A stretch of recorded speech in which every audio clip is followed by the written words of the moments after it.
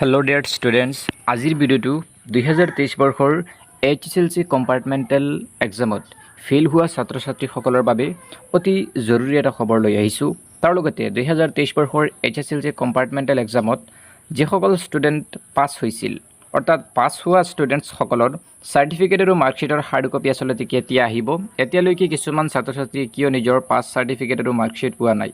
তাৰ লগতে যেহেতু সেবাই নটিফিকেশ্যন দিছিল ইতিমধ্যে যে যিসকলে কম্পাৰ্টমেণ্টেলত ফিল কৰিছে তেওঁলোকে এতিয়া ৰেগুলাৰ হৈ ৰিএডমিশ্যন ল'ব লাগিব। গতিকে যিসকলে কম্পাৰ্টমেণ্টেলত ফিল হৈছিল তেওঁলোকে যদি এতিয়ালৈকে ৰিএডমিশ্যন লোৱা নাই, তেওঁলোকে কেতিয়াৰ ভিতৰত ৰিএডমিশ্যন ল'ব পাৰিব, অৰ্থাৎ ৰিএডমিশ্যনৰ লাষ্ট ডেট কেতিয়া। ইয়াত থাম্বনেইলত তোমালোকে যিখিনি কুৱেশ্যনছ দেখিবলৈ পাইছে, এই প্ৰশ্নখিনি বা কনফিউজনখিনি, তাৰ লগতে 2023 বৰ্ষৰ HSLC কম্পাৰ্টমেণ্টেল এক্সাম দিয়া ছাত্ৰ ছাত্ৰীসকলৰ মনৰ সকলো ডাউট আজিৰ এই ভিডিঅ'টোত ক্লিয়াৰ কৰিম।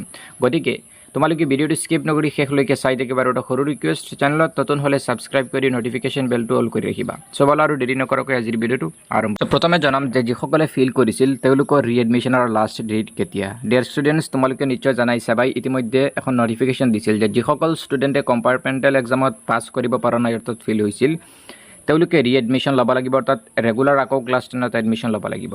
চ' তোমালোকৰ ৰিএডমিশ্যনৰ যিহেতু কোনো লাষ্ট সময়সীমা বান্ধি দিয়া নাছিল, গতিকে যিসকল ছাত্ৰ ছাত্ৰীয়ে এতিয়ালৈকে ৰিএডমিশ্যন লোৱা নাই, তোমালোকে অতি শীঘ্ৰেই স্কুলৰ লগত যোগাযোগ কৰি ৰিএডমিশ্যন লৈ লোৱা। যিহেতু লাষ্ট ডেট দিয়া নাই, যদিও এতিয়া আৰু হাতত বেছি সময় নাথাকিব, কাৰণ সমাগত ক্লাছ 10ৰ হাফ ইয়াৰলি এক্সাম, আৰু হাফ ইয়াৰলি এক্সামৰ পূৰ্বে তোমালোকে যিকোনো পৰ্যায়ত ৰিএডমিশ্যন ল'বই লাগিব। গতিকে যিসকল ষ্টুডেণ্টে কম্পাৰ্টমেণ্টেলত ফেইল কৰিছিল আৰু ৰিএডমিশ্যন ল'বা, তোমালোকে অতি শীঘ্ৰেই নিজৰ স্কুলৰ লগত যোগাযোগ কৰি ৰিএডমিশ্যন লৈ ল'বা। তোমালোকে বিচাৰিলে বেলেগ ইনষ্টিটিউশ্যনত ল'ব পাৰিবা, কিন্তু তাৰপিছত তোমালোকে ইনষ্টিটিউশ্যন ৰেজিষ্ট্ৰেশ্যন কাৰ্ড আদি চেঞ্জ কৰিব লাগিব। গতিকে যিসকলে এতিয়ালৈকে ৰিএডমিশ্যন লোৱা নাই, তোমালোকে অতি শীঘ্ৰেই স্কুলৰ লগত যোগাযোগ কৰি ৰিএডমিশ্যন লৈ লোৱা। এতিয়া আমি জানিম 2023 বৰ্ষৰ HSLC কম্পাৰ্টমেণ্টেল পৰীক্ষাত উত্তীৰ্ণ হোৱা, অৰ্থাৎ পাছ হোৱা ছাত্ৰ ছাত্ৰীসকলৰ চাৰ্টিফিকেট আৰু মাৰ্কশ্বিট আচলতে কেতিয়া দিব।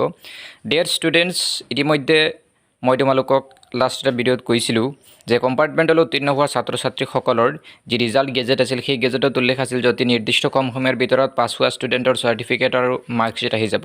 কিন্তু এতিয়ালৈকে বহুতো ষ্টুডেণ্টে মোক কমেণ্ট কৰি আছে যে তেওঁলোকে এতিয়ালৈকে নিজৰ পাছ চাৰ্টিফিকেট আৰু মাৰ্কশ্বিট পোৱা নাই। গতিকে তোমালোকে একো হতাশ হ'বলগীয়া নাই, চিন্তা কৰিবলগীয়া নাই, কাৰণ যিহেতু ইতিমধ্যে সেবাৰ তৰফৰ পৰা পাছ হোৱা ষ্টুডেণ্টছসকলৰ চাৰ্টিফিকেট আৰু মাৰ্কশ্বিট তোমালোকৰ ইনষ্টিটিউশ্যনবোৰলৈ আহি গৈছে। কিন্তু কিছুমান ইনষ্টিটিউশ্যনে নিজৰ যি ডিষ্ট্ৰিক্ট যিখন চেণ্টাৰ আছে, সেই ডিষ্ট্ৰিক্ট চেণ্টাৰৰ পৰা আনিবলৈ কিছু পলম হয়, আৰু কিছু ক্ষেত্ৰত চেণ্টাৰসমূহেও নিজৰ যি ইনষ্টিটিউশ্যনবোৰ আছে, এফিলিয়েটেড ইনষ্টিটিউশ্যনবোৰত চেণ্ড কৰিবলৈ কেতিয়াবা অলপ বেছি সময় লয়। গতিকে তোমালোকে চিন্তা নকৰিবা, অতি কম সময়ৰ ভিতৰত তোমালোকে নিজৰ চাৰ্টিফিকেট আৰু মাৰ্কশ্বিট পাই যাবা, যিহেতু ইতিমধ্যে সেবাৰ পৰা আহি গৈছে।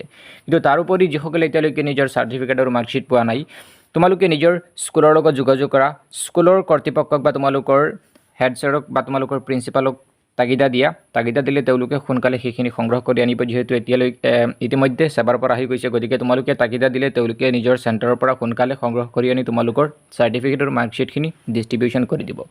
এতিয়া আমি মূল কথাটো জানিম, অৰ্থাৎ আজিৰ ভিডিঅ'টোৰ মেইন টপিক যে কম্পাৰ্টমেণ্টেলত ফেইল হোৱা ছাত্ৰ ছাত্ৰীসকলৰ বাবে কি জৰুৰী খবৰ। ডিয়াৰ ষ্টুডেণ্টছ, তোমালোকে জানাই যিসকলে এইবাৰ কম্পাৰ্টমেণ্টেলত ফেইল হৈছিল তেওঁলোকে ৰিএডমিশ্যন ল'বলৈ সেবাই নিৰ্দেশ জাৰি কৰিছে। গতিকে এতিয়ালৈকে যিসকলে ৰিএডমিশ্যন লোৱা নাই, তোমালোকে শীঘ্ৰেই ৰিএডমিশ্যন লৈ লোৱা।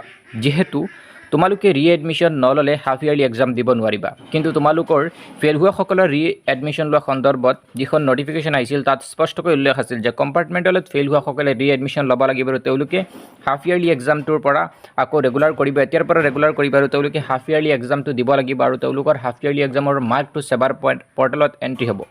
গতিকে কম্পাৰ্টমেণ্টেলত ফেইল হোৱাসকলৰ বাবে এইটো অতি জৰুৰী খবৰ যে যিসকলে এতিয়ালৈকে ৰিএডমিশ্যন লোৱা নাই, তোমালোকে অতি শীঘ্ৰেই ৰিএডমিশ্যন লৈ লোৱা। অতি কম দিনৰ ভিতৰত 2-4 দিনৰ ভিতৰত ৰিএডমিশ্যনৰ প্ৰচেছটো কমপ্লিট কৰি লোৱা, আৰু ৰিএডমিশ্যন লৈ তোমালোকে ৰেগুলাৰ ক্লাছ কৰি থকা। যিহেতু এতিয়া যদি ৰিএডমিশ্যন নোলোৱা, তোমালোকে হাফ ইয়াৰলি এক্সাম দিব নোৱাৰিবা, আৰু হাফ ইয়াৰলি এক্সামটো নিদিলে কিন্তু তাৰপিছত তোমালোকে ফাইনেল দিবও নোৱাৰা। গতিকে যিসকলে এতিয়ালৈকে ৰিএডমিশ্যন লোৱা নাই, কম্পাৰ্টমেণ্টেলত ফেইল হোৱাসকলে ৰিএডমিশ্যন লৈ লোৱা। আৰু যিহেতু সমাগত আৰু 1 মাহ পিছত ক্লাছ 10ৰ হাফ ইয়াৰলি এক্সাম, তোমালোকৰো হাফ ইয়াৰলি এক্সাম হ'ব। গতিকে এতিয়াৰ পৰা তোমালোকে হাফ ইয়াৰলি এক্সামৰ বাবে প্ৰিপেয়াৰ হৈ থাকা। হাফ ইয়াৰলি এক্সামৰ বাবে তোমালোকৰ যি প্ৰতিখন ছাবজেক্টৰ চিলেবাছ আছে, মই ভিডিঅ' আপলোড কৰিছোঁ, সেই ভিডিঅ'খিনি চাই ল'বা, ডিছক্ৰিপশ্যনত লিংক আছে।